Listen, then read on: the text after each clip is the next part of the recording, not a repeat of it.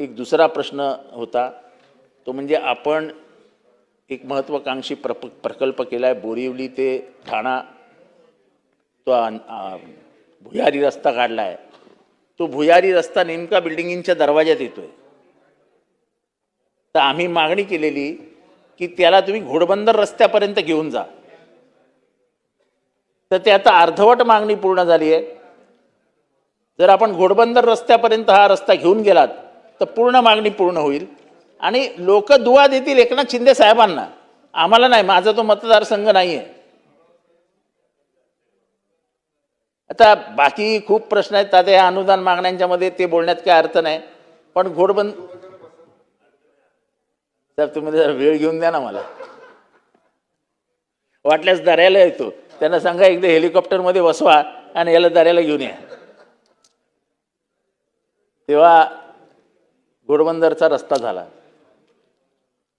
आता तिथे mono metro सगळं आलं.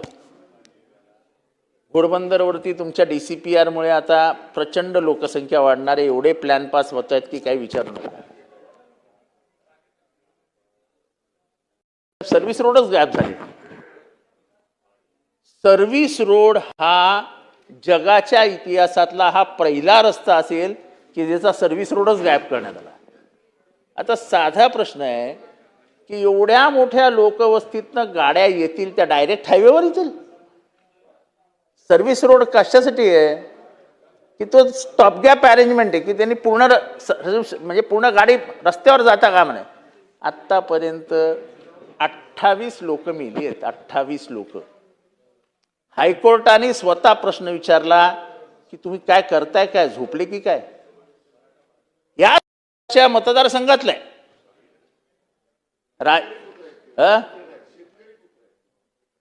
पण शेतकरी राजा असतो ना.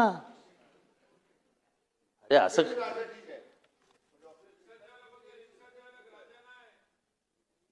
शिवाजी महाराज शेतकरी नव्हते? हा मग तर राजे होते ना. तर आपण शेतकरी थोडी म्हणतो. शेतकरी म्हणा शिवाजी राजेंना बघा कशी बोंबाबोंब करतील. छत्रपतींशिवाय बोलायचं नाही. मग ठीक आहे, मग छत्रपती पुत्र म्हणतो.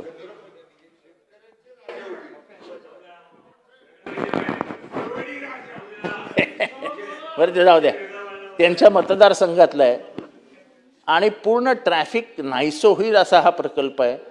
आता एवढ्या करोडो रुपये तुम्ही म्हणजे हा रस्ता 90,000 कोटी, तो रस्ता 76,000 कोटी, हा रस्ता 74,000 कोटी. कोटीच्या कोटी उड्डाणं आहेत. पैसे कुठनं येणार आहेत माहीत नाही. अल्लाह जाने, खुदा जाने, भगवान जाने पैसे कुठनं येणार आहेत. पण घोषणा होत आहेत.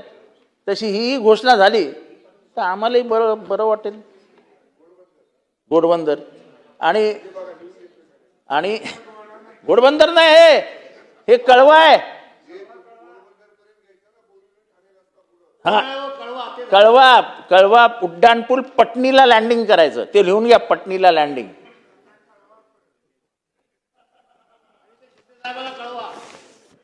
हा आणि ते शिंदे कुठे कुठे कुठे बसलेत? त्यांचं बसण्याची ठिकाणं सांगावं आम्हाला. जाऊ सर आता जाऊ. हा म्हणजे तुम्हाला पण माहित नाही सध्या ते कुठे बसलेले.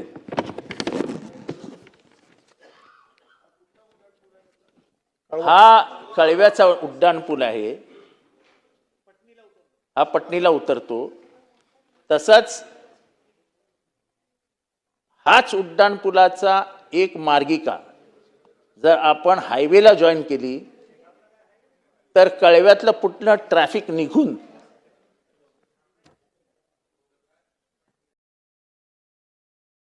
नवीन रस्ता तयार होईल आणि त्याच्यामुळे कळव्याचं ट्रॅफिक नाहीच होईल. कारण का आता ठाण्याला सर्वात मोठी समस्या जी भेडसावते ती आहे ट्रॅफिकची आणि त्याच्यावरती हे मार्ग काढावे लागतील.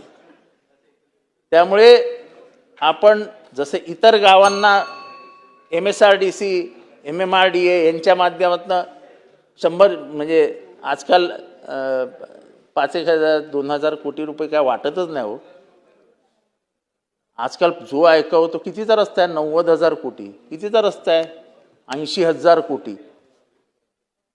आमचे काय, आमच्या छोट्या मागण्या आहेत. एक उड्डाणपूल, एक मार्गिका, अशा छोट्या छोट्या मागण्या आहेत.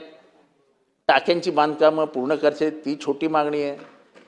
तेव्हा आपण या अनुदानाच्या माध्यमातून आम्ही ज्या मागण्या पुढे आणल्या आहेत त्या पूर्ण कराव्यात, एवढीच माफक अपेक्षा आपल्याकडनं व्यक्त करतो.